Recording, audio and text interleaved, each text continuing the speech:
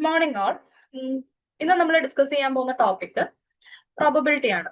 അപ്പോൾ പ്രോബബിലിറ്റി നമ്മൾ +2 കാലഘട്ടം മുതൽ പഠിക്കുന്ന ടോപ്പിക് ആണെങ്കിലും കുറച്ച് അഡ്വാൻസ്ഡ് ലെവലിൽ കുറച്ച് കാര്യങ്ങൾ നമ്മൾ ഇതിൻ്റെ അകത്ത് ഈ ഒരു എക്സാമിന് വേണ്ടി പ്രിപ്പയർ ചെയ്തേ പറ്റുള്ളൂ.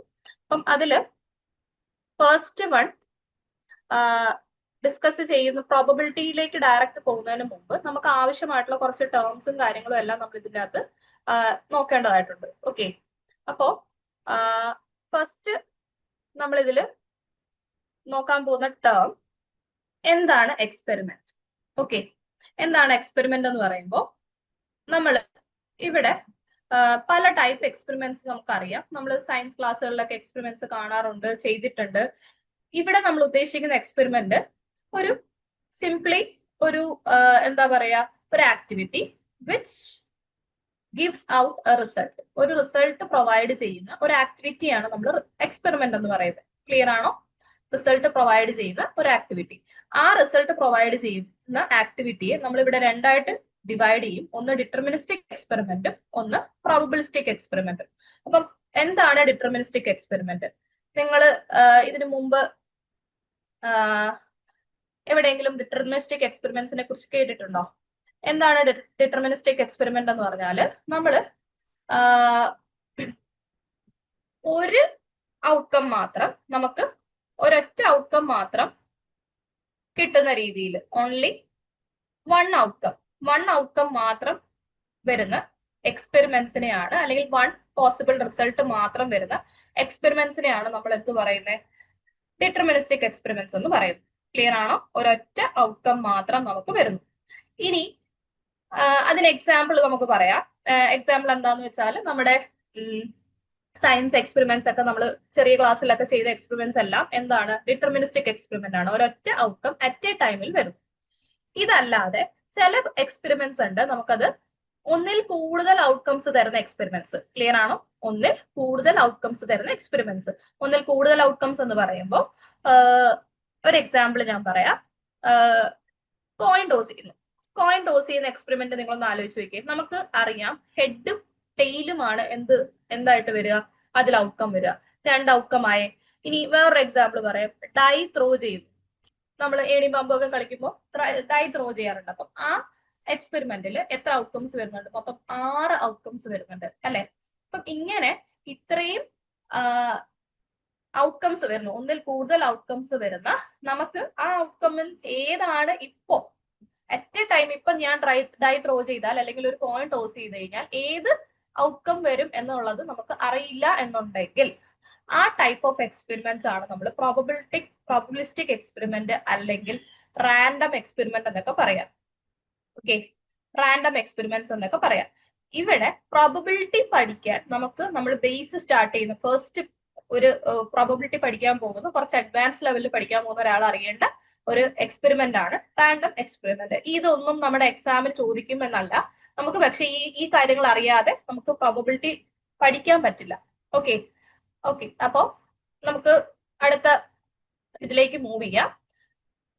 പ്രോബബിലിസ്റ്റിക് എക്സ്പെരിമെന്റ് അല്ലെങ്കിൽ റാൻഡം എക്സ്പെരിമെന്റ്. ഓക്കെ, നോക്കുക.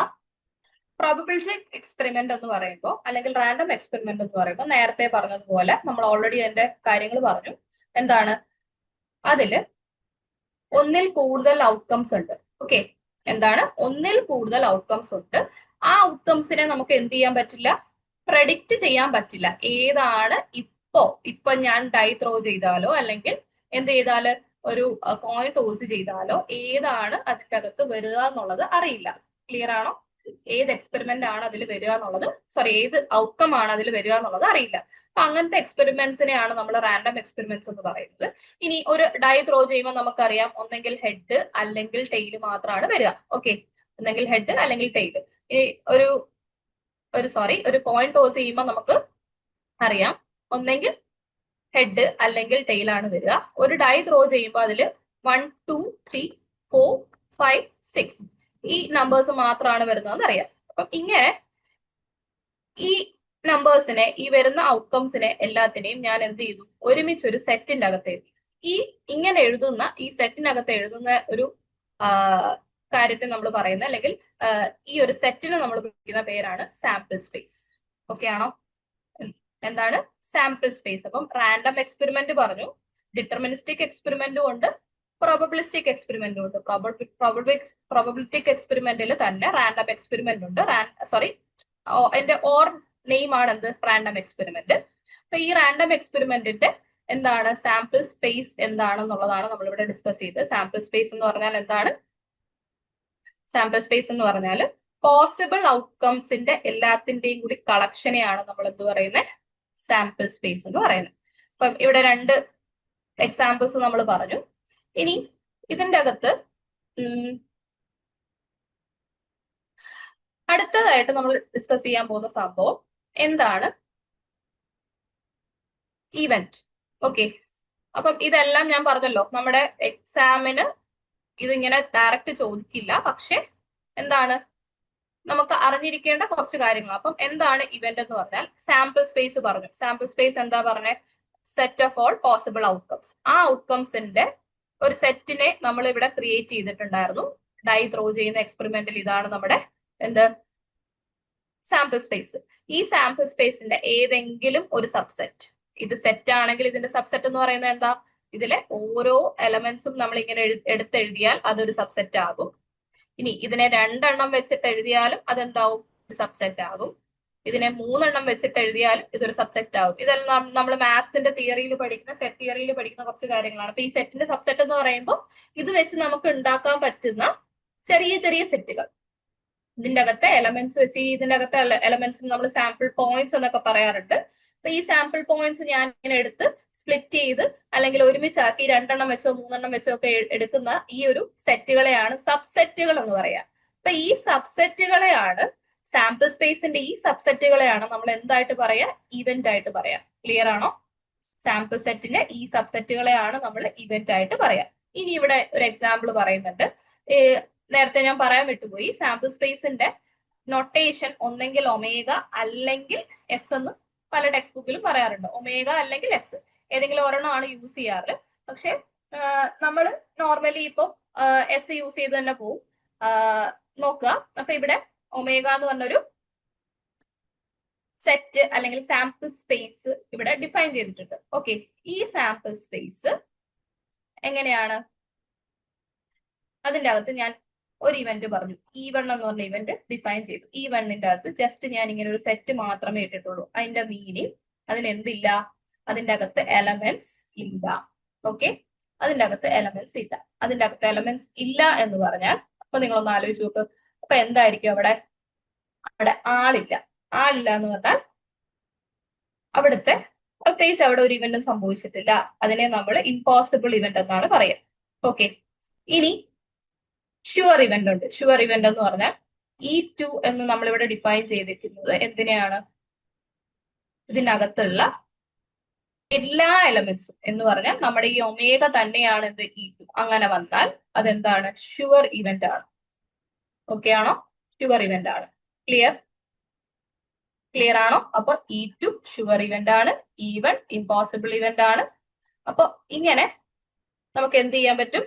ഇതിനെ ഓരോ ഇവന്റ്സ് ആയിട്ട് ഇതിനെ ഡിവൈഡ് ചെയ്യാൻ പറ്റും. ഇപ്പൊ ഇവിടെ നോക്കൂ, ഇവിടെ E3 എന്ന് പറയുന്നത് ഒരു സെറ്റ് 1 മാത്രമാണ്. E4 എന്ന് പറയുന്നത് സെറ്റ് 2 ആണ്. E5 എന്ന് പറയുന്നത് ഇതെല്ലാം ഇതിന്റെ സബ്സെറ്റുകളാണെന്ന് ഞാൻ നേരത്തെ പറഞ്ഞിരുന്നു. അപ്പൊ സിമ്പിൾ ഇവന്റ് എന്ന് പറഞ്ഞാൽ ഒരൊറ്റ എലമെന്റ് മാത്രം വരുന്ന ഇവന്റ് ആണ് എന്ത്? Simple event. ക്ലിയർ ആണോ? ഡൗട്ട് ഉണ്ടോ? ഇനി കോമ്പോസിറ്റ് ഇവന്റ്സ് ഉണ്ട്, എന്ന് വെച്ചാൽ 2 പേരോ 3 പേരോ, ഇതിൽ 2 പേരോ 3 പേരോ ഒക്കെ വരുന്നത് എന്താണ്? കോമ്പോസിറ്റ് ഇവന്റ്സ് ആണ്. ക്ലിയർ ആണോ? അപ്പം ഇതാണ് ഇതിന്റെ അകത്ത് ഒരു കാര്യം. ഓക്കെ, അപ്പം എന്തൊക്കെ പറഞ്ഞു? റാൻഡം എക്സ്പെരിമെന്റ് പറഞ്ഞു. നമുക്ക് റാൻഡം എക്സ്പെരിമെന്റ് മുതൽ മതി. റാൻഡം എക്സ്പെരിമെന്റ് പറഞ്ഞു, സാമ്പിൾ സ്പേസ് പറഞ്ഞു. ഒരു റാൻഡം എക്സ്പെരിമെന്റിന്റെ സെറ്റ് ഓൾ പോസിബിൾ ഔട്ട്കംസ് ചേരുന്നതാണ് എന്ത്?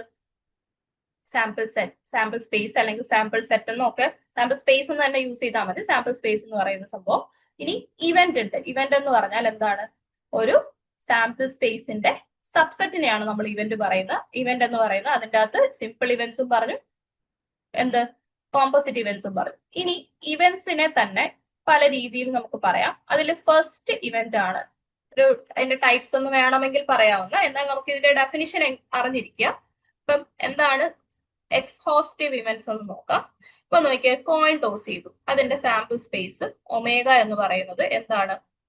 ഒമേഗ എന്ന് പറയുന്നത് എച്ചും ടിയുമാണ്. ഓക്കെ, ഇനി ഇതില് E1 എന്ന് പറഞ്ഞൊരു ഇവന്റ് ഞാൻ ഡിഫൈൻ ചെയ്തു, എച്ചും E2 എന്ന് പറഞ്ഞ ഇവന്റ് ഡിഫൈൻ ചെയ്തു, ടിയും. ഈ രണ്ട് ഇവന്റുകളുടെ യൂണിയൻ എടുക്കുന്നു എന്ന് പറഞ്ഞാൽ ഇത് രണ്ടിലും കൂടെയുള്ള എല്ലാ എലമെന്റ്സിനെയും ഞാൻ ഒരുമിച്ച് എഴുതുമ്പോ ഇതിൽ എച്ച് ആണ്, ഇതിൽ ടി ആണ്. അപ്പം ഇങ്ങനെ എഴുതുമ്പോ നോക്കിയേ, നമുക്ക് എന്ത് തന്നെ തിരിച്ച് കിട്ടി? ഒമേഗ തന്നെ തിരിച്ചു കിട്ടി. മനസ്സിലായോ? അപ്പോ E1 E2 എടുക്കുമ്പോ, E1 യൂണിയൻ E2 എടുക്കുമ്പോ ഈ യൂണിയൻ ഇന്റർസെക്ഷൻ ഓപ്പറേഷൻസ് ഞാനിപ്പോ പറയാം. E1 E2ന്റെ യൂണിയൻ എന്ന് പറയുമ്പോൾ ആക്ച്വലി ഇതിൽ രണ്ടിലും കൂടിയുള്ള എലമെന്റ്സിനെ നമ്മൾ ഒരുമിച്ച് എഴുതുന്നു. അപ്പൊ അങ്ങനെ എടുക്കുമ്പോ അതിൽ എച്ചും ടിയും ഒരുമിച്ച് വന്ന് നമുക്ക് ഈ ഒമേഗ ഫുൾ സ്ട്രെച്ചിൽ ഒമേഗ തിരിച്ച് നമ്മുടെ കയ്യിലേക്ക് കിട്ടും. അങ്ങനെയുള്ള ഇവന്റ്സിനെ നമ്മൾ വിളിക്കുന്ന പേരാണ് എക്സ്ഹോസ്റ്റീവ് ഇവന്റ്സ് എന്ന് പറയുന്നത്. എന്ന് പറഞ്ഞാൽ നമ്മുടെ കയ്യിൽ എന്തുണ്ട്? കുറച്ച് ഇവന്റ്സ് ഉണ്ട്, സബ്സെറ്റുകൾ ഉണ്ട്. സാമ്പിൾ സ്പേസിന്റെ സബ്സെറ്റുകളെയാണ് നമ്മൾ ഇവന്റ്സ് എന്ന് പറയുന്നത്. അങ്ങനെ ഇവന്റ്സ് നമ്മുടെ കയ്യിലുണ്ട്. അപ്പൊ ആ ഇവന്റ്സ് നമ്മൾ എന്ത് ചെയ്യുമ്പോൾ, ഒരുമിച്ചാക്കുമ്പോൾ നമുക്ക് തിരിച്ച് നമ്മുടെ ഒമേഗ കിട്ടിയാൽ, ദാറ്റ് ഈസ് നമ്മുടെ സാമ്പിൾ സ്പേസ് കിട്ടിയാൽ അതാണ് എന്ത്? എക്സ്ഹോസ്റ്റീവ്. അങ്ങനത്തെ സെറ്റ് ഓഫ് ഇവന്റ്സിനെ നമ്മൾ വിളിക്കുന്ന പേരാണ് എക്സ്ഹോസ്റ്റീവ് ഇവന്റ്സ്. ക്ലിയർ ആണോ? അടുത്തത് എന്താണെന്ന് വെച്ചാൽ മ്യൂച്വലി എക്സ്ക്ലൂസീവ് ഇവന്റ്സ്. അപ്പം ഇതെല്ലാം ഈ പേരുകൾ എന്തിനാണ് പരിചയപ്പെടുത്തുന്നത് വെച്ചാൽ, നമുക്ക് ഈ സ്റ്റാർട്ടിങ്ങിൽ ഈ യൂണിറ്റിന്റെ സ്റ്റാർട്ടിങ്ങിൽ കുറച്ച് ഡെഫിനിഷൻസ് പറയുന്നുണ്ട്, ആക്സിയോമാറ്റിക് ഡെഫിനിഷൻ അങ്ങനെയൊക്കെ പറഞ്ഞ കുറച്ച് ഡെഫിനിഷൻസ് പറയുന്നുണ്ട്. അപ്പൊ ആ ഡെഫിനിഷൻസ് പറയുന്ന സമയത്ത് ഈ പറയുന്ന ടേംസ് എല്ലാം അവിടെ യൂസ് ചെയ്യുന്നുണ്ട്. അപ്പൊ ഇത് എന്താണെന്ന് അറിയാതെ നമുക്ക് അവിടേക്ക് പോകാൻ പറ്റില്ല. ഓക്കെ, അപ്പൊ നോക്കുക, മ്യൂച്വലി എക്സ്ക്ലൂസീവ് ഇവന്റ്സ് എന്ന് പറഞ്ഞാൽ രണ്ട് ഇവന്റ്സ് ഒരിക്കലും എന്ത് ചെയ്യരുത്? ഒരുമിച്ച് സംഭവിക്കരുത്. ഇപ്പൊ നിങ്ങൾ നോക്കി, ഞാൻ കോയിൻ ടോസ് ചെയ്തു, അപ്പൊ എനിക്ക് ഹെഡ് വീണു കഴിഞ്ഞാൽ ആ ഹെഡ് വീഴുന്ന സമയത്ത് നമുക്ക് ടെയിൽ വീഴാനുള്ള ചാൻസ് ഉണ്ട്. രണ്ടും കൂടി ഒരുമിച്ച് അക്വയർ ചെയ്യില്ലല്ലോ. ഹെഡും ടെയിലും രണ്ടും സെപ്പറേറ്റ് ആയിട്ടല്ലേ അക്വയർ ചെയ്യുള്ളൂ. അങ്ങനെയുള്ള ഇവന്റ്സിനെയാണ് നമ്മൾ എന്ത് പറയാ? മ്യൂച്വലി എക്സ്ക്ലൂസീവ് ഇവന്റ്സ് എന്ന് പറയാം. ഇപ്പം ഡൈ ത്രോ ചെയ്യുമ്പോഴായാലും നമ്മൾ ഒരു തവണ ഡൈ ത്രോ ചെയ്യുമ്പോൾ നമുക്ക് 1 വന്നാൽ ബാക്കി ഒരു ഇവന്റ്സിനും എന്ന് വെച്ചാൽ 2നോ 3കോ 4നോ 5നോ 6നോ എന്നും എന്തില്ല, അവിടെ ആ ടൈമിൽ ആ ട്രയലിൽ പോസിബിലിറ്റി ഇല്ല. അറ്റ് എ ടൈമിൽ ഒരൊറ്റ ഇവന്റ് അല്ലെങ്കിൽ ഒരുമിച്ച് ഹാപ്പൻ ചെയ്യാൻ പറ്റാത്ത ഇവന്റ്സിനെയാണ് നമ്മൾ എന്ത് പറയാ? എക്സ്ക്ലൂസീവ് ഇവന്റ്സ് എന്ന് പറയാം. ക്ലിയർ ആണോ? അപ്പം exhaustive events, mutually exclusive events. ഇനി അടുത്തത് ഈക്വലി ലൈക്ലി ഇവന്റ്സ്. അപ്പൊ എന്താണ് ഈക്വലി ലൈക്ലി എന്ന് പറഞ്ഞാല്,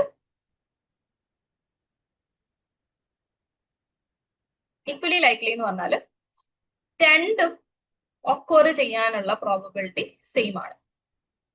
ഓക്കെ, ക്ലിയർ ആണോ? രണ്ടും ഒക്കോർ ചെയ്യാനുള്ള പ്രോബബിലിറ്റി സെയിം ആണ്.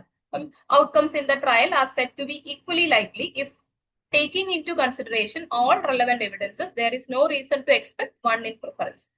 ഒരെണ്ണത്തിനെ നമുക്ക് എക്സ്പെക്ട് ചെയ്യാൻ ഒരു സംഭവം ഇല്ല. എന്ന് വെച്ചാൽ ഇപ്പൊ ഹെഡും ടെയിലും ആണെങ്കിൽ ഈ കോയിൻ ടോസ് ചെയ്യുമ്പോൾ ഞാൻ ഹെഡ് മാത്രമേ വരൂ, ടെയിൽ മാത്രമേ വരൂ, അങ്ങനെ ഇല്ല. രണ്ടും 50-50 ചാൻസ് ആണ്. ഓക്കെ, രണ്ടും ഒക്കോർ ചെയ്യാൻ എത്ര ചാൻസ് ആണ്? 50-50 ചാൻസ് ആണ്. അങ്ങനെയുള്ള ഒരു സെറ്റ് ഓഫ് ഇവന്റ്സിനെ നമ്മൾ ഈക്വലി ലൈക്ലി ഇവന്റ്സ് എന്ന് പറയും. ക്ലിയർ ആണോ? മനസ്സിലായോ? അപ്പൊ രണ്ടും ഈക്വലി ലൈക്ലി എന്ന് പറഞ്ഞാൽ രണ്ടിനും ഈക്വൽ ചാൻസ് ആണ്. ഇതിന്റെ അകത്ത് ഇപ്പൊ രണ്ടെണ്ണം അല്ല, ഇപ്പൊ ഡൈ ത്രോ ചെയ്യുന്ന എക്സ്പെരിമെന്റിലാണെങ്കിൽ 6 ഇവന്റ്സ് ഉണ്ട്. ഈ 6 ഇവന്റ്സും എന്താ? 6 ഇവന്റ്സിനും ഒരേ ചാൻസ് ആണ്. 1/6 എന്ന് പറഞ്ഞ ചാൻസ് ആണ് എന്ത് ചെയ്യാ? വരിക. എല്ലാത്തിനും 6ൽ ഒരു ഭാഗം അത്രയും ചാൻസേ വരുള്ളൂ എന്ത്? ഒക്കോർ ചെയ്യാൻ. അപ്പൊ ഈക്വലി ലൈക്ലി ആയിരിക്കും, എല്ലാത്തിനും ഈക്വൽ ചാൻസ് ടു ഹാപ്പൻ ആയിരിക്കും. ഒന്നിനും ഒരു കാരണവശാലും ഒരു പ്രിഫറൻസും ഉണ്ടാവില്ല, ഹാപ്പൻ ചെയ്യാൻ വേണ്ടി ഉണ്ടാവില്ല. ഓക്കെ, അങ്ങനത്തെ ഇവന്റ്സ് ആണ് നമ്മൾ ഈക്വലി ലൈക്ലി ഇവന്റ്സ് എന്ന് പറയാം. ഇനി അടുത്തത് ഇൻഡിപെൻഡന്റ് ഇവന്റ്സ്. ഇൻഡിപെൻഡന്റ് ഇവന്റ്സിൽ നമുക്ക് വരുന്നത് നോക്കുക, ഒരെണ്ണത്തിന്റെ ഹാപ്പനിങ് മറ്റേതിന്റെ ഹാപ്പനിങ്ങിനെ എന്ത് ചെയ്യുന്നില്ല? ഡിപ്പെൻഡ് ചെയ്യുന്നില്ല. മനസ്സിലായോ? ക്ലിയർ ആണോ? ഒരു ഇവന്റ് ഒക്കോർ ചെയ്യുന്നത് ഒരു കാരണവശാലും മറ്റൊരു ഇവന്റിന്റെ ഹാപ്പനിങ്ങിനെ ഡിപ്പെൻഡ് ചെയ്യുന്നില്ല. എക്സാമ്പിൾ പറഞ്ഞാൽ, നമ്മള് ഹെഡ് എന്ന് പറയുന്ന എന്തുണ്ട്? ഒരു ഇവന്റ് ഉണ്ട്. അത് ഫസ്റ്റ് ടോസിൽ ഹെഡ് വീണു. പക്ഷെ സെക്കൻഡ് ടോസിൽ ഇവിടെ ഹെഡ് ആയതുകൊണ്ട് ഇവിടെ ടെയിൽ വീഴും എന്ന് നമുക്ക് ഒരിക്കലും എന്ത് ചെയ്യാൻ പറ്റില്ല, പ്രെഡിക്റ്റ് ചെയ്യാൻ പറ്റുമോ? ആദ്യത്തെ ഹെഡ് വീണു, അതുകൊണ്ട് ഇനി സെക്കൻഡ് ടോസിൽ അത് ടെയിൽ ആയിരിക്കും എന്ന് നമുക്ക് ഒരിക്കലും എന്ത് ചെയ്യാൻ പറ്റില്ല, പ്രെഡിക്റ്റ് ചെയ്യാൻ പറ്റില്ല. അപ്പൊ അങ്ങനെയുള്ളത് കൊണ്ട് അങ്ങനെയുള്ള events happening of one event does not depend the happening or non happening of second event എന്ന് പറഞ്ഞാൽ ഒരു ഇവന്റ് ഹാപ്പൻ ചെയ്യുന്നത് എന്ത് ചെയ്യത്തില്ല, മറ്റൊരു ഇവന്റിന്റെ ഹാപ്പനിങ്ങിനെയോ നോൺ ഹാപ്പനിങ്ങിനെയോ ഡിപ്പെൻഡ് ചെയ്യില്ല. അത്തരത്തിലുള്ള ഇവന്റ്സ് ആണ് എന്ത്, ഇൻഡിപെൻഡന്റ് ഇവന്റ്സ് എന്ന് പറയുന്നത്. ക്ലിയർ ആണോ? ഇപ്പൊ എക്സാമ്പിൾ നോക്കുക. In tossing an unbiased coin, the event of getting a head in the first toss is independent. ഒരു കാരണവശാലും എന്തിനെ ഡിപ്പെൻഡ് ചെയ്യുന്നില്ല, ഹെഡ് ഇൻ ദ സെക്കൻഡിലോ തേർഡിലോ പിന്നെ വരുന്ന സബ്സിക്വന്റ് ടോസുകളിലൊന്നും ഹെഡ് കിട്ടുന്നതിനെ ഡിപ്പെൻഡ് ചെയ്യുന്നില്ല. ക്ലിയർ ആണോ? ഇനി ഇത്രയും ഇവന്റ്സ് ഇമ്പോർട്ടന്റ് ആണ്. ഒന്ന് എന്താണ് പറഞ്ഞത്, നമ്മൾ ആദ്യം പറഞ്ഞു ഇവന്റ് എന്താന്ന് പറഞ്ഞു, അതിൽ തന്നെ മ്യൂച്വലി എക്സ്ക്ലൂസീവ് പറഞ്ഞു, ഈക്വലി ലൈക്ലി പറഞ്ഞു, ഇൻഡിപെൻഡന്റ് ഇവന്റ് പറഞ്ഞു, പിന്നെ ഒരെണ്ണം കൂടി പറഞ്ഞിട്ടുണ്ടായിരുന്നല്ലോ. പിന്നെ നമ്മൾ ഡിസ്കസ് ചെയ്തത് എക്സ്ഹോസ്റ്റീവ് ഇവന്റ് ആണ്. അപ്പൊ ഇത്രയും കാര്യങ്ങൾ എന്ത് ചെയ്യുക, ഒന്ന് ശ്രദ്ധിക്കുക. Exhaustive, mutually exclusive, equally likely, independent. Okay, അടുത്തത് ഇതിൻ്റെ അകത്ത് നമുക്ക് വേണ്ട ഒരു ഡെഫിനിഷൻ ആണ്. ഈ ഡെഫിനിഷൻ നിങ്ങൾ ജസ്റ്റ് ഒന്ന് അറിഞ്ഞിരിക്കുക. എന്താണ് ഈ വേർഡ്, നമ്മൾ പിന്നീട് ഈ ഒരു ടേം നമ്മൾ പിന്നീട് കേൾക്കും. അപ്പൊ ഒരു കൺഫ്യൂഷൻ വരാതിരിക്കാൻ ജസ്റ്റ് ഇവിടെ ഇൻക്ലൂഡ് ചെയ്തതാണ്. എന്താണ് sigma field? Okay, sigma field എന്താന്ന് പറഞ്ഞാൽ, ഇപ്പൊ നമ്മള് ഇതൊരു സാമ്പിൾ സ്പേസ് ആണ്. ഓക്കെ, ഈ സാമ്പിൾ സ്പേസിൽ ഞാൻ ഈ സാമ്പിൾ സ്പേസിന്റെ സബ്സെറ്റ്, ഇത് സെറ്റ് സാമ്പിൾ സ്പേസ് ഒന്നാണെങ്കിലും ഇതൊരു സെറ്റ് ആണല്ലോ, സെറ്റിന്റെ സബ്സെറ്റുകളെ ഞാൻ ഇവിടെ നോട്ട് ചെയ്യുന്നു. 1 2 3 1 2 2 3 1 3. ഇപ്പൊ ഇത്രയും സബ്സെറ്റുകൾ ഇതിന് പോസിബിൾ ആണ്. ഇത് കൂടാതെ ഒരു സെറ്റിന്റെ സബ്സെറ്റ് ആയിട്ട് ആ സെറ്റ് തന്നെ വരാറുണ്ട്. അപ്പം ഇങ്ങനെ ഇത്രയും സബ്സെറ്റുകൾ ഉണ്ട്. ഇതിന്റെ കൂടെ ഫൈ എന്ന് പറഞ്ഞ ഒരു സെറ്റും കൂടി ഞാൻ ഇൻക്ലൂഡ് ചെയ്യും. ഫൈ എന്ന് പറഞ്ഞാൽ നൾ സെറ്റ് എന്നൊക്കെയാണ് നമ്മൾ മാത്സിൽ സെറ്റിന്റെ പോർഷനിൽ പഠിക്കുന്ന ഒരു കാര്യമാണ്. ഇത്രയും സബ്സെറ്റുകൾ ഇതിനുണ്ട്.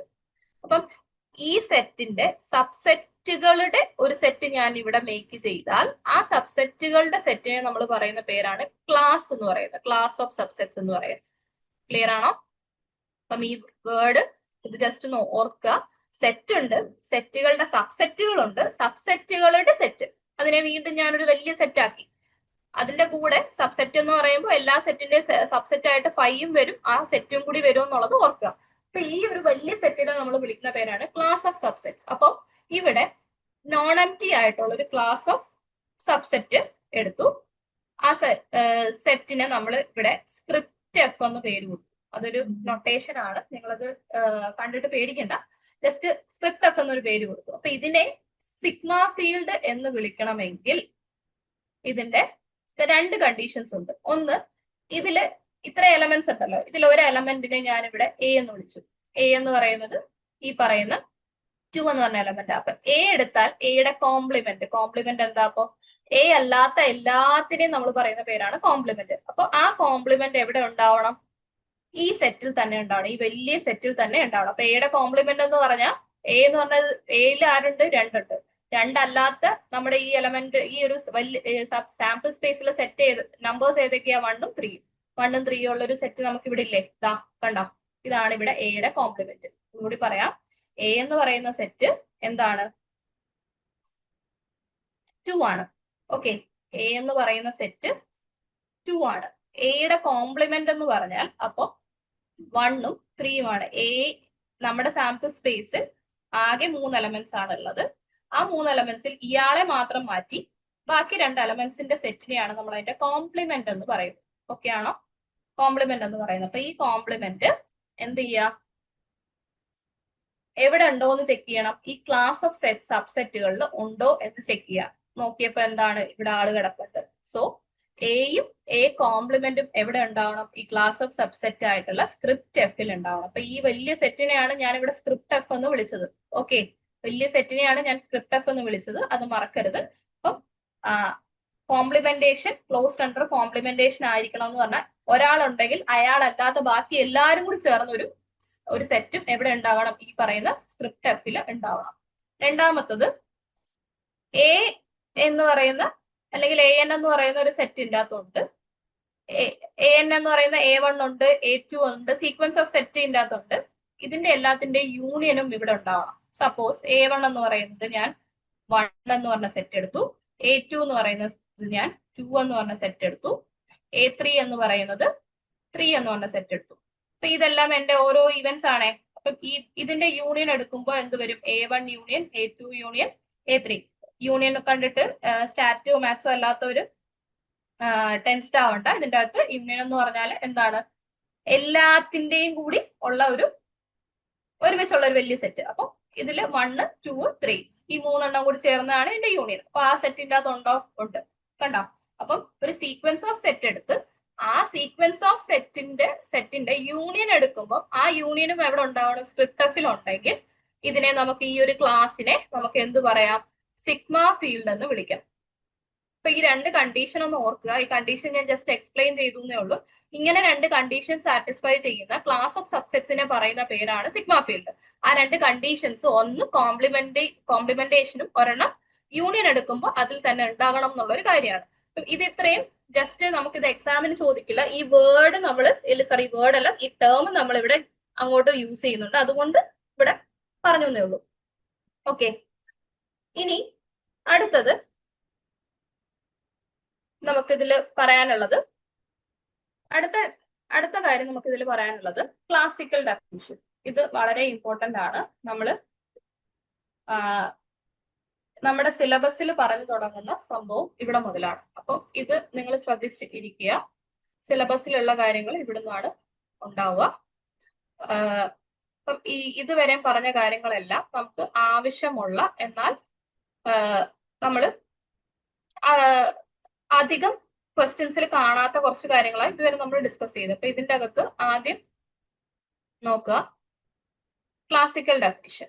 ഓക്കെ, ക്ലാസിക്കൽ ഡെഫിനിഷനിൽ എക്സ്ഹോസ്റ്റീവ് ആയിട്ടുള്ള, മ്യൂച്വലി എക്സ്ക്ലൂസീവ് ആയിട്ടുള്ള, ഈക്വലി ലൈക്ലി ആയിട്ടുള്ള ഒരു n ട്രയൽസ് നമ്മൾ എടുത്തു. n ട്രയൽസ് എന്ന് പറഞ്ഞാൽ കോയിൻ n തവണ ടോസ് ചെയ്തു. അപ്പം 10 ട്രയൽസ് എന്ന് പറഞ്ഞാൽ അവിടെ ആക്ച്വലി മീൻ ചെയ്യുന്നത് എന്ത് ചെയ്തു? 10 തവണ കോയിൻ ടോസ് ചെയ്തു. അതേപോലെ n ട്രയൽസ് ഒരു റാൻഡം എക്സ്പെരിമെന്റിന്റെ നടത്തി. അതിൽ നമുക്ക് ആവശ്യമായിട്ടുള്ള ഫേവറബിൾ ആയിട്ടുള്ള m ഇവന്റ്സ് നടന്നു. ഓക്കെ, നമുക്ക് ആവശ്യമായിട്ടുള്ള m ഇവന്റ്സ് നടന്നു.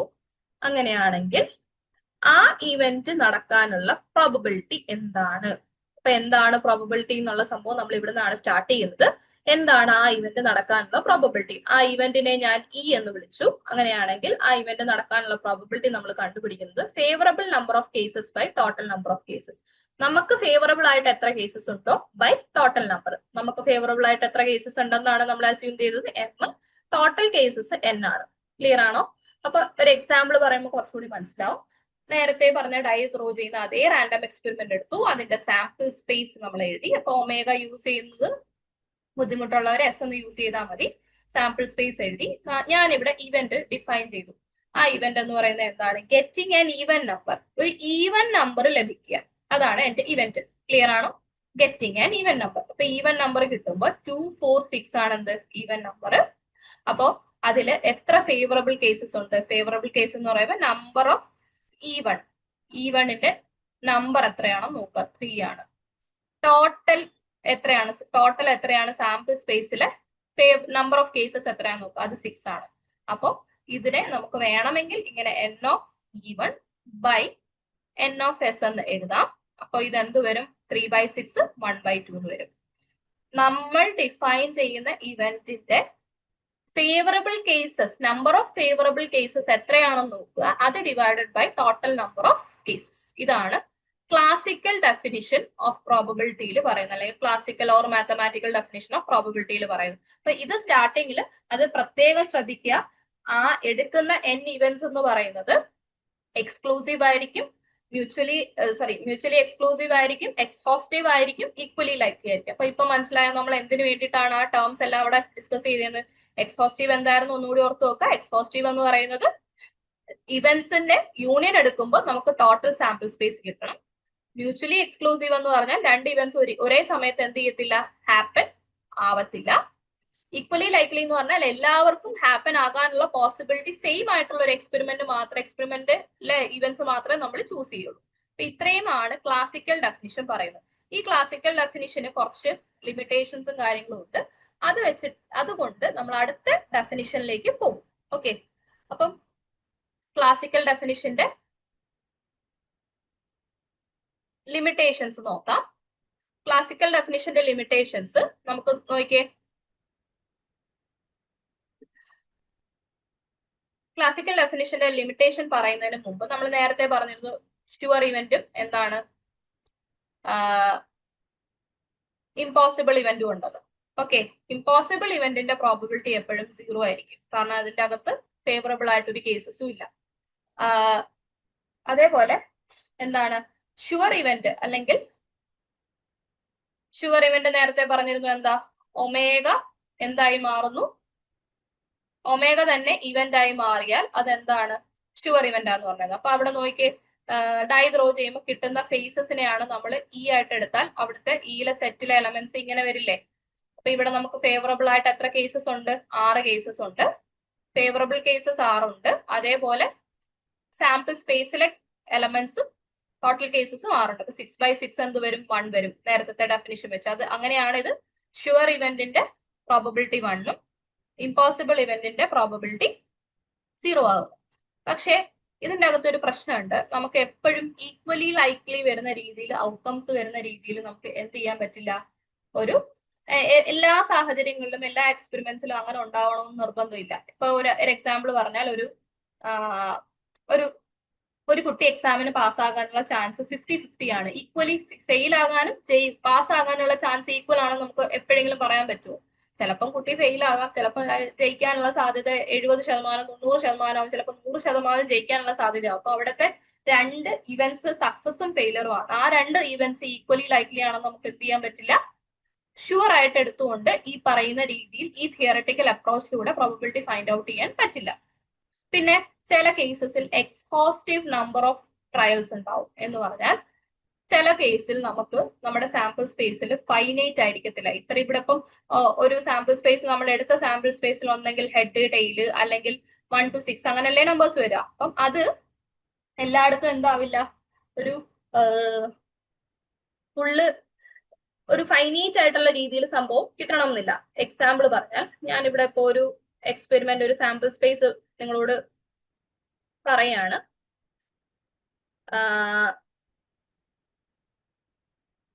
Event such that head appears in the toes. Head appears in the toes. അല്ലെങ്കിൽ toss the coin until the head appears. Okay, അതങ്ങനെ പറയുന്നതായിരിക്കും കുറച്ചും കൂടി easy. toss the coin until the first head appears. ആദ്യത്തെ head കിട്ടുന്നത് വരെ coin toss ചെയ്യുക. അപ്പൊ ചിലപ്പോ ഞാൻ ആദ്യം കോയിൻ ടോസ് ചെയ്യുമ്പോൾ എനിക്ക് ആദ്യത്തേൽ തന്നെ ഹെഡ് കിട്ടും. ചിലപ്പോ എന്തു പറ്റും, ടെയില് ആയിരിക്കും ആദ്യം വരിക, രണ്ടാമത്തെ ടോസിലായിരിക്കും ഹെഡ് വരിക. ഇനി ചിലപ്പോ ആദ്യത്തെ 2 ടോസിലും ടെയില്, പിന്നീടായിരിക്കും ഹെഡ് വരിക. അപ്പൊ ഇങ്ങനെ നോക്കുമ്പോ എന്ത് ചെയ്യും, അടുത്ത ടോസിലും 4 ടോസിലും എന്ത് ചെയ്തു, ടെയില് വന്നതിന് ശേഷം പിന്നീടാണ് ഹെഡ് വന്നത്. അപ്പൊ ഇത് എന്താണ്, ഇത് ഇങ്ങനെ കണ്ടിന്യൂ ചെയ്തു പോകുന്ന ഇൻഫൈനൈറ്റ് ആയിട്ടുള്ള ഒരു എന്ത് വരും, സാമ്പിൾ സ്പേസ് വരും. അപ്പം അവിടെ infinite exhaustive number of cases വരും. അപ്പൊ അങ്ങനെയുള്ള കേസസിലൊക്കെ നമുക്ക് അതിന്റെ നമ്മുടെ ഈ ഒരു ക്ലാസിക്കൽ ഡെഫിനിഷൻ വെച്ച് ഡിനോമിനേറ്റർ എന്തായി പോകാനുള്ള ചാൻസ് ഉണ്ട്, ഇൻഫിനിറ്റി ആയി പോകാനുള്ള ചാൻസ് ഉണ്ട്. അപ്പൊ അത് നമുക്ക് കാൽക്കുലേഷൻ പോസിബിൾ അല്ല. അപ്പൊ ഇങ്ങനെയുള്ളത് കൊണ്ട് നമുക്ക് എന്ത് ചെയ്യാൻ പറ്റില്ല, ഈ ഒരു അപ്രോച്ച് ക്ലാസിക്കൽ ഡെഫിനിഷൻ വെച്ച് പ്രോബബിലിറ്റി ഓൾവേസ് ഫൈൻഡ് ഔട്ട് ചെയ്യാൻ പറ്റില്ല. പക്ഷെ നമ്മൾ ഇപ്പൊ നമ്മൾ ചെയ്യുന്ന നമ്മൾ +2 പഠിച്ച പ്രോബബിലിറ്റി ക്വസ്റ്റ്യൻസ് എല്ലാം ഈ ഒരു അപ്രോച്ച് വെച്ചിട്ട് തന്നെയാണ് നമ്മൾ സോൾവ് ചെയ്യുന്നത്. ആ ടൈപ്പ് ഓഫ് ക്വസ്റ്റ്യൻസ് നമ്മുടെ എക്സാമിന് പ്രതീക്ഷിക്കാം. നമുക്ക് ഒരു തിയറി പോർഷൻ ഒന്ന് കഴിഞ്ഞതിന് ശേഷം ഒരു ക്ലാസ് നമുക്ക് പ്രോബബിലിറ്റിയുടെ ക്വസ്റ്റ്യൻസ് മാത്രമായിട്ട് നമുക്ക് നോക്കാം. ഓക്കെ, അപ്പൊ ഇതില് ഏറ്റവും ഇമ്പോർട്ടന്റ് ആയിട്ടുള്ള ഒരു ഡെഫിനിഷൻ തന്നെയാണ്. കാരണം ഈ ഡെഫിനിഷൻ യൂസ് ചെയ്തിട്ടാണ് നമ്മൾ ബാക്കി പ്രോബ്ലംസ് എല്ലാം എന്ത് ചെയ്യുന്നത്. ക്ലിയർ ആണോ? അടുത്തത് നമ്മളിവിടെ ഡിസ്കസ് ചെയ്യാൻ പോകുന്ന അടുത്ത ഇതിനെന്തായാലും എന്തുണ്ട് ലിമിറ്റേഷൻ വന്നു. അപ്പൊ അടുത്ത ഒരു ഡെഫിനിഷനിലേക്ക് പ്രോബബിലിറ്റി എങ്ങനെ കണ്ടുപിടിക്കാം എന്നുള്ള ഒരു കോൺസെപ്റ്റിലേക്ക് നോക്കാം. അടുത്തതാണ് statistical or empirical probability. Okay, statistical or empirical probability. അപ്പൊ സ്റ്റാറ്റിസ്റ്റിക്കൽ ഓർ എംപെരിക്കൽ പ്രോബബിലിറ്റിക്ക് നമുക്ക് എന്താണ് അതിന്റെ ഡെഫിനിഷൻ എന്ന് നോക്കാം. അപ്പൊ സ്റ്റാറ്റിസ്റ്റിക്കൽ അല്ലെങ്കിൽ എംപെരിക്കൽ പ്രോബബിലിറ്റിയിൽ നോക്കിയേ,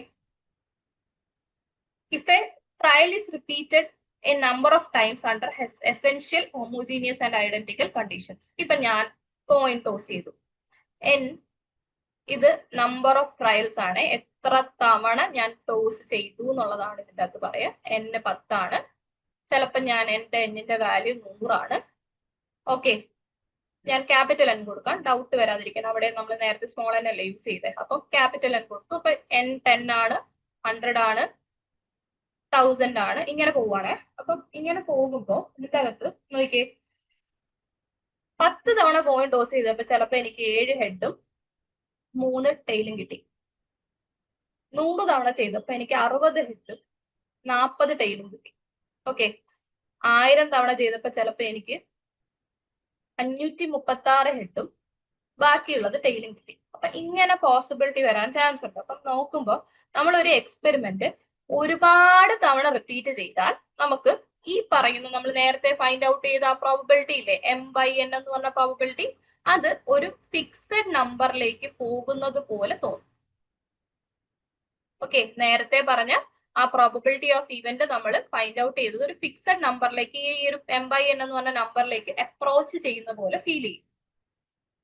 എന്ന് വെച്ചാൽ ഇപ്പൊ ഇവിടുത്തെ ഹെഡിന്റെ പ്രോബബിലിറ്റി 7/10 ആണ്. ഇവിടെ രണ്ടാമത്തെ കേസിൽ ഫേവറബിൾ കേസസ് 60 ആണ്, സോ ടോട്ടൽ കേസസ് 100 ആണ്.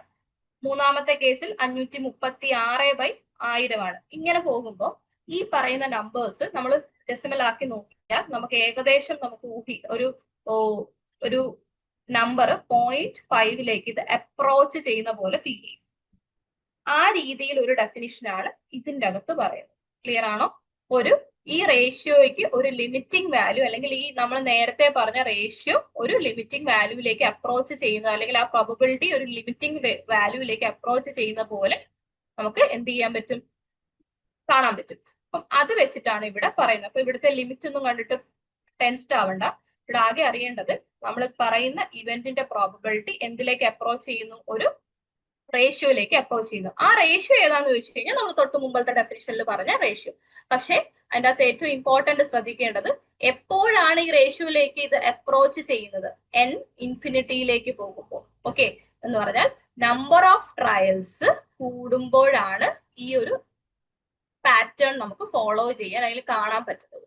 അപ്പം ഇതാണ് ഇതിന്റെ എംപെരിക്കൽ ഡെഫിനിഷൻ. അപ്പം ഈ ഒരു ലിമിറ്റിംഗ് വാല്യൂ വരുന്ന കേസാണ് എംപെരിക്കൽ ഡെഫിനിഷൻ ഓഫ് പ്രോബബിലിറ്റിയിൽ പറയുന്നതെന്ന് ഓർക്കുക. നേരത്തെ പറഞ്ഞത് favourable cases by total number of cases, ഇത് എംപെരിക്കൽ ഡെഫിനിഷൻ. പക്ഷെ ഇതൊന്നും അല്ല നമ്മൾ പ്രോബബിലിറ്റി തിയറി, മെയിൻ തിയറിയിലേക്ക്, പി ജി ലെവലിലുള്ള തിയറിയിലേക്കൊക്കെ നമ്മൾ നോക്കുമ്പോൾ ഈ പറഞ്ഞ ഡെഫിനിഷൻസ് ബേസ് ആണ്. പക്ഷെ ഇത് യൂസ് ചെയ്തിട്ടല്ല ഇതിന്റെ മേജർ തിയറീസ് എല്ലാം വന്നിട്ടുള്ളത്. ഓക്കെ, അപ്പോ എംപെരിക്കൽ ഡെഫിനിഷന് സ്വാഭാവികമായിട്ടും എന്തുണ്ട്, ഡിമെറിറ്റ് ഉണ്ട്. ആ ഡിമെറിറ്റ് എന്താന്ന് നോക്ക്.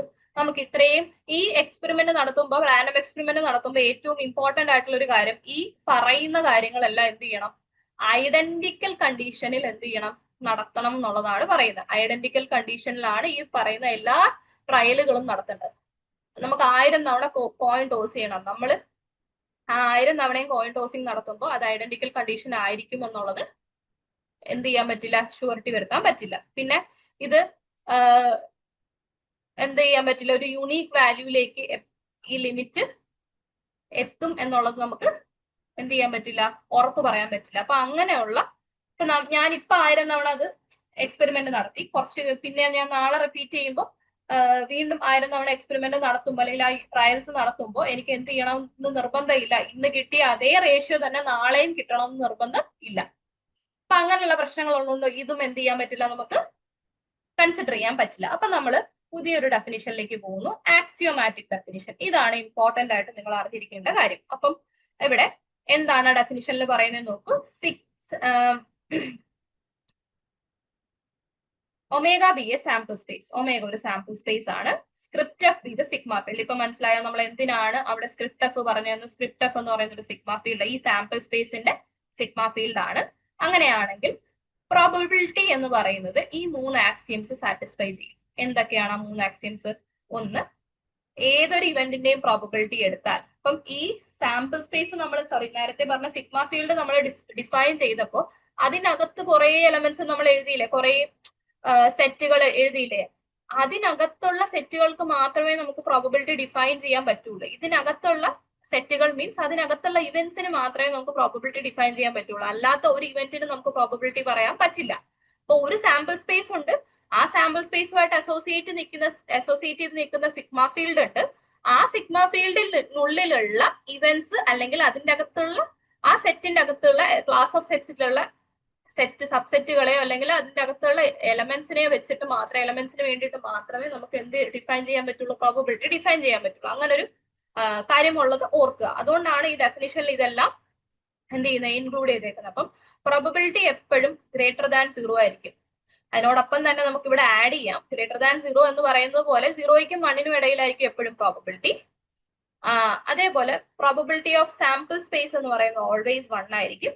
ഇനി ഇവിടെ മ്യൂച്വലി എക്സ്ക്ലൂസീവ് ഇവന്റ്സ് എടുത്തു. മ്യൂച്വലി എക്സ്ക്ലൂസീവ് എന്ന് പറഞ്ഞാൽ E1ഉം E2ഉം ഒരിക്കലും ഒരുമിച്ച് സംഭവിക്കില്ല. E2 E3 ഒരിക്കലും ഒരുമിച്ച് സംഭവിക്കില്ല. E1ഉം E3ഉം ഒരുമിച്ച് സംഭവിക്കില്ല. അതാണ് നമ്മൾ മ്യൂച്വലി എക്സ്ക്ലൂസീവ് ഇവന്റിന്റെ കാര്യം പറഞ്ഞത്. അപ്പൊ മ്യൂച്വലി എക്സ്ക്ലൂസീവ് ആയിട്ടുള്ള n ഇവന്റ്സ് ഇവിടെ കൺസിഡർ ചെയ്തു. ആ n ഇവന്റ്സിന്റെ പ്രോബബിലിറ്റി എടുക്കുകയാണ്, യൂണിയൻ എടുത്തിട്ട് പ്രോബബിലിറ്റി എടുക്കുന്നു. ഞാൻ എന്ന് പറഞ്ഞാൽ ഇതെല്ലാം കൂടി ഒരുമിച്ച് ഒരു സെറ്റിന്റെ അകത്താക്കി അതിന്റെ പ്രോബബിലിറ്റി ഞാൻ കൺസിഡർ ചെയ്യുന്നത് എന്തിന് ഈക്വൽ ആണ്? ഓരോന്നിന്റെ പ്രോബബിലിറ്റി സെപ്പറേറ്റ് കണ്ടുപിടിച്ചിട്ട് ആഡ് ചെയ്യുന്നതിന് ഈക്വൽ ആണ്. ക്ലിയർ ആണോ? അപ്പൊ ഒരു സാമ്പിൾ സ്പേസുമായി റിലേറ്റ് ചെയ്ത് നിൽക്കുന്ന സിഗ്മ ഫീൽഡിലെ ഇവന്റുകളെ ഞാൻ E1, E2, E3, E4 എന്ന് വിളിച്ച് en ഇവന്റ്സ് ഉണ്ട്. ആ ഇവന്റ്സിന്റെ യൂണിയൻ എടുത്തതിന് ശേഷം എന്ന് പറഞ്ഞാൽ ഇതിനെ ഒരുമിച്ചാക്കിയതിന് ശേഷം അതിന്റെ പ്രോബബിലിറ്റി എടുക്കുന്നത് എന്തിന് ഈക്വൽ ആണ്? ഓരോന്നിന്റെ പ്രോബബിലിറ്റി സെപ്പറേറ്റ് കണ്ടുപിടിച്ചിട്ട് ആഡ് ചെയ്യുന്നതിന് ഈക്വൽ ആണ്. ക്ലിയർ ആണോ? അപ്പം അത് ഞാനിവിടെ സമ്മേഷൻ ഒക്കെ കൊടുത്ത് എഴുതിയിട്ടുണ്ട്. എന്ന് പറഞ്ഞാൽ ഇത് I എന്ന് പറയുന്നത് 1 to n ചേഞ്ച് ചെയ്യുന്നത്. പ്രോബബിലിറ്റി ഓഫ് EI എന്ന് പറയുന്നത് ഇതിലെ ഈ ഐക്ക് ഞാൻ 1 കൊടുത്താൽ P of E1 കിട്ടും. ഓക്കെ, ഐക്ക് ഞാൻ 2 കൊടുത്താൽ P of E2 കിട്ടും. അത് സമ്മേഷന്റെ മീനിങ് എന്താണ്? അതിനെ പ്ലസ് ചെയ്യാന്നുള്ളതാണ്. നിങ്ങൾ അത്രയും ഓർത്തിരിക്കാൻ ബുദ്ധിമുട്ടാണെങ്കിൽ ഈ ഒരു സംഭവം മാത്രം പഠിച്ചാൽ മതി. ഓക്കെ, അപ്പം ആക്സിയോമാറ്റിക് ഡെഫിനിഷനിൽ 3 ആക്സിയംസ് ഉണ്ട്. 0യ്ക്കും 1നും ഇടയിലായിരിക്കും പ്രോബബിലിറ്റി ഓഫ് എനി ഇവന്റ് 0യ്ക്കും 1നും ഇടയിലായിരിക്കും. അതേപോലെ probability of sample space always 1 ആയിരിക്കും. പെയർ വൈസ് മ്യൂച്വലി എക്സ്ക്ലൂസീവ് ആയിട്ടുള്ള ഇവന്റ്സ് നമ്മൾ കൺസിഡർ ചെയ്താൽ അതിന്റെ യൂണിയൻ എടുത്ത് പ്രോബബിലിറ്റി കണ്ടുപിടിക്കുന്നത് എന്തിന് തുല്യമാണ്? അതിന്റെ ഓരോ ഇവന്റിന്റെയും പ്രോബബിലിറ്റി സെപ്പറേറ്റ് കണ്ടുപിടിച്ചിട്ട് ആഡ് ചെയ്യുന്നതിന് തുല്യമാണ്. ഓക്കെ ആണോ? ഇനി അടുത്തത്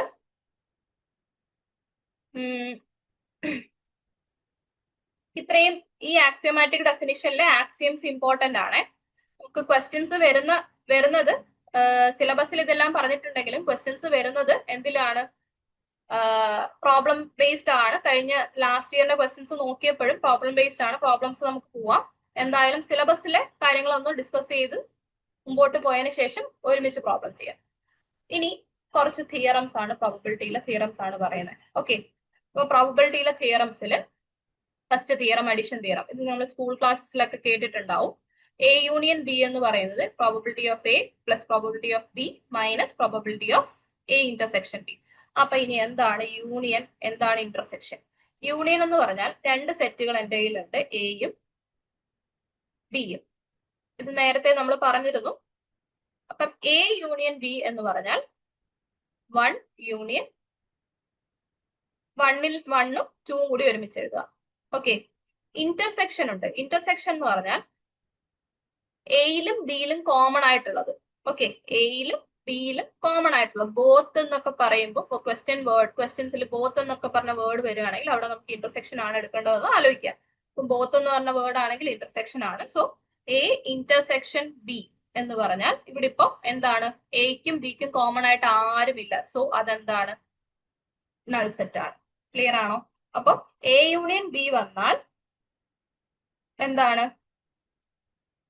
probability of A plus probability of B minus probability of A union A intersection B. അപ്പൊ ഇതില് വേറൊരു എക്സാമ്പിൾ വേണമെങ്കിൽ നമുക്ക് പറയാം. വെൻ ഡയഗ്രം വെച്ചിട്ടൊക്കെ നമ്മൾ സോൾവ് ചെയ്യാറുണ്ട്. എയും ബിയും, എ ഇതാണ് ബി ഇതാണ്. അപ്പൊ എയും ബിയും ആഡ് ചെയ്യുക, എയുടെയും ബിയുടെയും പോർഷൻസ് ആഡ് ചെയ്യുക. പക്ഷെ എയിലും ബിയിലും കോമൺ ആയിട്ട് തന്നെ ഈ പോർഷൻ ഉണ്ട്.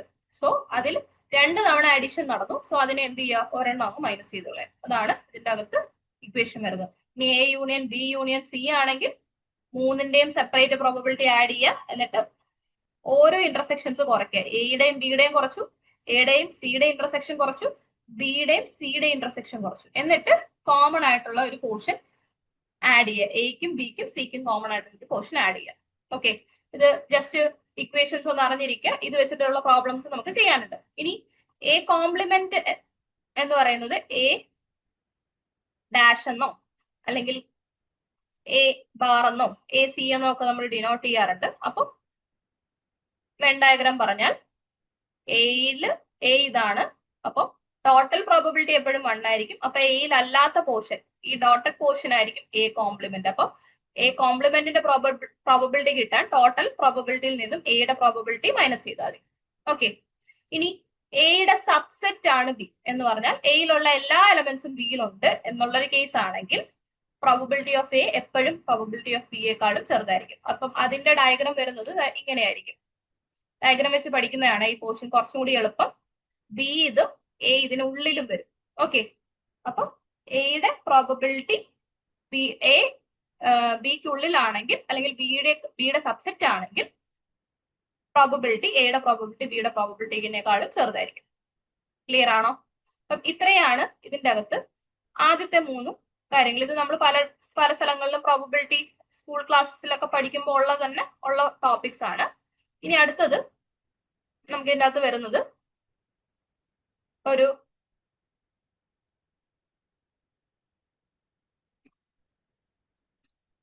രണ്ട് സെറ്റ് നമ്മൾ എടുത്തു. പിക്ചർ വരച്ച് തന്നെ പറയാമേ. 2 സെറ്റ് ഞാൻ എടുത്തു.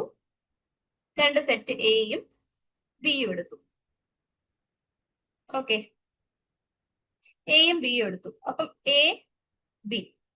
ഇനി എയുടെ കോംപ്ലിമെന്റ് എന്ന് പറയുന്നത് എന്തായിരിക്കും? എയുടെ കോംപ്ലിമെന്റ് എന്ന് പറഞ്ഞാൽ എയിൽ ഇല്ലാത്ത എല്ലാ പോർഷനും, അല്ലെ? എയിൽ ഇല്ലാത്ത എല്ലാ പോർഷനും ഞാൻ എന്ത് ചെയ്തു, യെല്ലോ വെച്ച് മാർക്ക് ചെയ്തു. ഓക്കെ ആണോ? ക്ലിയർ ആണോ? ഇനി എയിൽ ഇല്ലാത്ത പോർഷനും plus A complement intersection B ആ പറയുന്നത്. അപ്പൊ അത് ഞാൻ ഇവിടെ ബ്ലാക്ക് ഡോട്ട്സും കൊടുക്കുക. അപ്പൊ കോമൺ ആയിട്ടുള്ള ഏരിയ ഈ യെല്ലോയും ബ്ലാക്കും വരുന്നത്. ഇതാണ് നമ്മുടെ ക്വസ്റ്റ്യൻ. ഓക്കെ, യെല്ലോയും ബ്ലാക്കും ഉള്ള ഈ ഒരു പോർഷൻ ആണ് ക്വസ്റ്റ്യൻ. അപ്പൊ നിങ്ങൾ അതൊന്നും നോക്കിയാതെ ആക്ച്വലി എന്താണ് അത്, ബിയിൽ നിന്നും എന്ത് മാത്രം മൈനസ് ചെയ്താൽ ഈ common area A intersection B minus ചെയ്താൽ പോരെ. അപ്പം ഈ യെല്ലോയും ബ്ലാക്കും ഉള്ളത് എന്താണ്, നമ്മുടെ ക്വസ്റ്റ്യൻ ആണ്. ഈ ക്വസ്റ്റ്യൻ അല്ല നമ്മളിവിടെ കണ്ടുപിടിക്കേണ്ട പ്രോബബിലിറ്റി എന്ന് പറയാം. അതില് പ്രോബബിലിറ്റി ഓഫ് ബിയിൽ നിന്നും എന്ത് മൈനസ് ചെയ്താൽ മതി, എ ഇന്റർസെക്ഷൻ ബി മൈനസ് ചെയ്താൽ നമുക്ക് ഈ പോർഷൻ കിട്ടും. അപ്പം ഇങ്ങനെ വെൻ ഡയഗ്രാം വെച്ച് മനസ്സിലാക്കുന്നതാണ് കുറച്ചും കൂടി എളുപ്പം. ഇനി ഇതേപോലെ തന്നെ നേരെ തിരിച്ച് ബിയുടെ കാര്യം പറയുന്നു. ബിയുടെ കാര്യം പറയുമ്പോഴും എങ്ങനെയാ, എയും ബിയും. ഓക്കെ, അപ്പം ബി കോംപ്ലിമെന്റ് ആണ് വേണ്ടത്. ബി കോംപ്ലിമെന്റ് എന്ന് പറയുമ്പോൾ ഞാൻ ഇവിടെ അവിടുത്തെ പോലെ തന്നെ യെല്ലോ മാർക്ക്. ബി കോംപ്ലിമെന്റ് എന്ന് പറഞ്ഞാൽ ബിയിൽ അല്ലാത്ത എല്ലാ പോർഷനും. ഓക്കെ, ബിയിൽ അല്ലാത്ത എല്ലാ പോർഷനും ഞാൻ മാർക്ക് ചെയ്തു. ഈ ഇന്റർസെക്ഷന്റെ പോർഷനും വരില്ലേ, സോറി, ബിയിൽ അല്ലാത്ത എല്ലാ പോർഷനും ഞാൻ മാർക്ക് ചെയ്തു.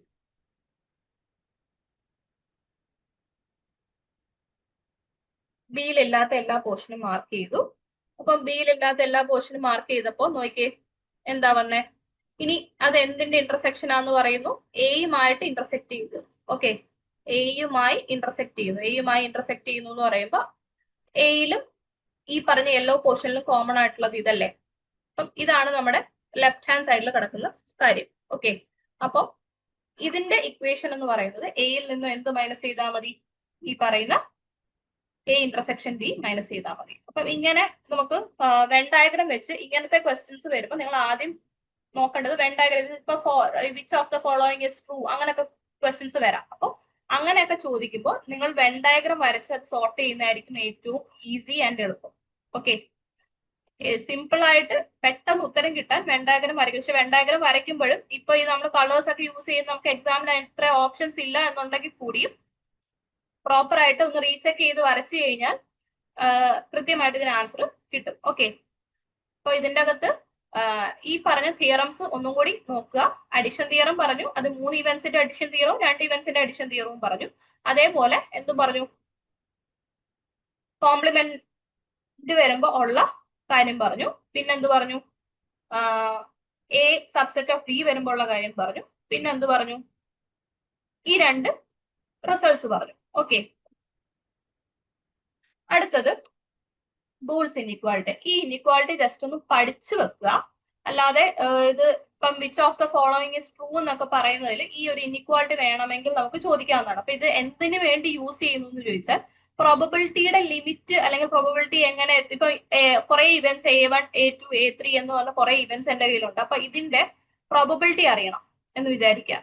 ഓക്കെ, ഇതിന്റെ പ്രോബബിലിറ്റി അറിയണം, അതിന്റെ യൂണിയനുകളുടെ പ്രോബബിലിറ്റി അറിയണം. A1ഉം A2ഉം A3 ഒക്കെ എന്റെ കയ്യിലുണ്ട്. ഇതിന്റെ യൂണിയനുകളുടെ പ്രോബബിലിറ്റി അറിയണം. A1 union A2 union A3. ഈ പ്രോബബിലിറ്റിയുടെ ഒരു ലിമിറ്റ് അറിയണം. ഇത് എവിടം വരെയും പോകും, അപ് ടു വിച്ച് പോയിന്റ് ഇത് എത്താം, അങ്ങനെയുള്ള ലിമിറ്റ് ഒക്കെ അറിയണമെങ്കിൽ നമുക്ക് ഈ ഒരു സംഭവം യൂസ് ചെയ്ത് സെപ്പറേറ്റ് ഇവന്റ്സിന്റെ പ്രോബബിലിറ്റി എടുത്ത് ആഡ് ചെയ്താൽ അവിടെ വരെ ഈ ഒരു യൂണിയന്റെ പ്രോബബിലിറ്റി പോകുള്ളൂ എന്ന് നമുക്ക് പറയാൻ പറ്റും. നേരെ മറിച്ച് ഇവിടെയും ഇന്റർസെക്ഷന്റെ പ്രോബബിലിറ്റി മാക്സിമം എവിടം വരെയും വരാം, അല്ലെങ്കിൽ മിനിമം എവിടം വരെയും വരാം. അങ്ങനെയുള്ള ഒരു പ്രോബബിലിറ്റി ലിമിറ്റ് പറയാൻ വേണ്ടിയിട്ട് യൂസ് ചെയ്യുന്ന ഇൻഇക്വാളിറ്റീസ് ആണ്. ബൈഹേർട്ട് ചെയ്ത് വെക്കുക. പക്ഷെ എക്സാമിന് ഇത് വെച്ചിട്ടുള്ള പ്രോബ്ലംസ് അങ്ങനെ കണ്ടിട്ടില്ല. എന്നാലും ഈ വിച്ച് ഓഫ് ദ ഫോളോയിങ് പോലുള്ള എന്തെങ്കിലും കാര്യങ്ങൾ ചോദിച്ചാൽ ഇത് ചിലപ്പോൾ അതിൽ അങ്ങനെയുള്ള ക്വസ്റ്റ്യൻസിൽ കാണാറുണ്ട്. അപ്പം ഇത്രയും കാര്യങ്ങളാണ് പ്രോബബിലിറ്റിയുടെ ബേസിക് ആയിട്ട് നമ്മൾ ഡെഫിനിഷൻസും കാര്യങ്ങളും ഒക്കെ ഉള്ളത്. ഇനി ഇതിന്റെ അകത്ത് നമുക്ക് അടുത്ത സെക്ഷനിൽ പഠിക്കാനുള്ള കണ്ടീഷണൽ പ്രോബബിലിറ്റിയും ബേസ് തിയറും ആണ്. അപ്പൊ അതും കൂടി വന്നാലേ നമുക്ക് കുറച്ചും കൂടി പ്രോബ്ലം ഓറിയന്റഡ് ആയിട്ട് പോകാൻ പറ്റുള്ളൂ. ഇനി ഇതുവരെ പഠിച്ച പോർഷൻസുമായിട്ട് റിലേറ്റ് ചെയ്തുള്ള പ്രോബ്ലംസ് ആണ് ഇവിടെ നമ്മളിപ്പം ഡിസ്കസ് ചെയ്യാൻ പോകുന്നത്. അപ്പൊ അതിൽ ഫസ്റ്റ് വൺ എന്താണ് അൺബയാസ്ഡ്, ഒരു അൺബയാസ്ഡ് ഡൈ ത്രോ ചെയ്തു. അപ്പൊ അതിന്റെ അകത്ത് ഓഡ് നമ്പർ കിട്ടാനുള്ള പ്രോബബിലിറ്റി എത്രയാണ്? അപ്പം നോക്കുക, നമ്മൾ നേരത്തെ എന്ത് പറഞ്ഞാലും സാമ്പിൾ സ്പേസ് എഴുതുക. സാമ്പിൾ സ്പേസ് എന്താണ്? 1 2 3 4 5 6. ഓക്കെ, അപ്പം ഇതില് നമ്മുടെ number of events, favourable events എത്രയാണ് അത് എടുക്കണമെങ്കിൽ ഇ എന്ന് പറഞ്ഞ സെറ്റ് ഞാൻ ഇവിടെ ഡിഫൈൻ ചെയ്യുന്നു. എന്താണ്? ഓഡ് നമ്പർ ആണ്. അപ്പൊ 1 3 5 ഇത്രയാണ് ഓഡ് നമ്പേഴ്സ്. അപ്പൊ നമ്പർ ഓഫ് ഫേവറബിൾ ഇവന്റ്സ് 3 ആണ്. ടോട്ടൽ നമ്പർ ഓഫ് ഇവന്റ്സ് 6 ആണ്. സോ പ്രോബബിലിറ്റി ഓഫ് ഇ എന്ന് പറയുന്നത് എന്താണ്? 3/6. ഡയറക്റ്റ് കിട്ടിയില്ലേ? ഓക്കെ, അപ്പം ഇത് ചെറിയ ചെറിയ സിമ്പിൾ ക്വസ്റ്റ്യൻസ് ആണ്. ഇതെല്ലാം ഞാൻ പറഞ്ഞില്ലേ, നമ്മൾ ചെയ്യുമ്പോൾ എന്ത് വെച്ചിട്ടാ ചെയ്യുന്നത്? നമ്മൾ ചെയ്യുമ്പോഴത്തേക്കും ആദ്യം പഠിച്ച ഡെഫിനിഷനില്ലേ, ക്ലാസിക്കൽ ഡെഫിനിഷൻ വെച്ചിട്ടാണ് നമ്മൾ ഇത് ചെയ്യുന്നത്. ഇനി അടുത്തത് 2 കോയിൻ ടോസ് ചെയ്തു, അല്ലെങ്കിൽ ഒരു കോയിൻ 2 ടൈംസ് ടോസ് ചെയ്തു. അപ്പൊ നിങ്ങൾ ഇവിടെ ശ്രദ്ധിക്കുക, ഒരു കോയിൻ 2 തവണ ടോസ് ചെയ്യുന്നതും 2 പേര് നിന്ന് രണ്ടുപേര് ഓരോ കോയിൻസ് ടോസ് ചെയ്യുന്നത് സിമിലർ ആണ്. ഒരു കോയിൻ 2 ടൈംസ് ടോസ് ചെയ്യുന്നതും 2 കോയിൻസ് ഒരുമിച്ച് 1 ടൈം ടോസ് ചെയ്യുന്നതും സെയിം ആണ്.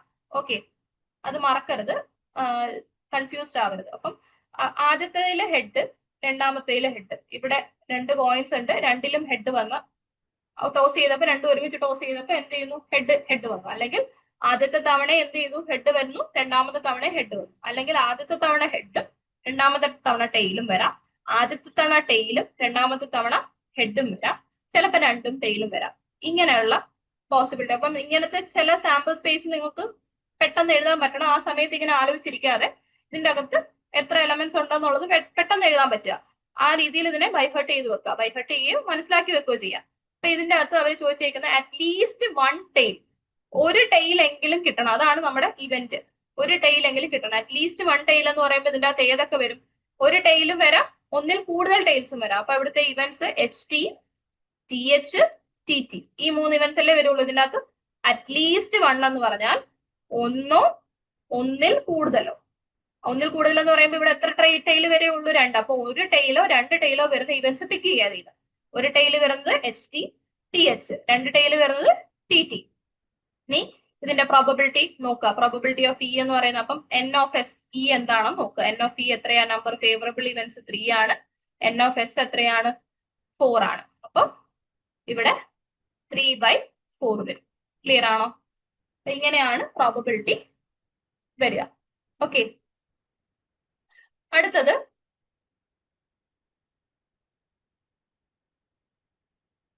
അടുത്ത ക്വസ്റ്റ്യൻ ഇതേപോലെ എന്താണ്? കോയിൻ ടോസ് ചെയ്യുന്നത് തന്നെയാണ്. പക്ഷെ എത്ര കോയിൻസ് ആണ്? 3 കോയിൻസ് ടോസ് ചെയ്യുന്നതാണ്. അപ്പൊ 3 കോയിൻസ് ടോസ് ചെയ്യുമ്പോൾ എത്ര സാമ്പിൾ സ്പേസ് ഏതാണ്, അതിൻ്റെ അകത്ത് എത്ര എലമെന്റ്സ് ഉണ്ട്, അങ്ങനെയുള്ള കാര്യങ്ങളൊക്കെ നമുക്ക് ഒന്ന് അറിഞ്ഞിരിക്കണം. അത് എഴുതാനും പഠിച്ചിരിക്കണം, എന്നാലേ പറ്റുള്ളൂ. ഓക്കെ, ക്ലിയർ ആണോ? എഴുതാനും അത് അറിഞ്ഞിരിക്കണം. വേഗത്തിൽ ആൻസർ ചെയ്യാൻ അത് എപ്പോഴും ആ സാമ്പിൾ സ്പേസുകൾ അറിഞ്ഞിരിക്കുക. അപ്പൊ നോക്കുക, സാമ്പിൾ സ്പേസ് ഇവിടെ വരിക H H H, H H T, T H H, H T H, T T H, H T T,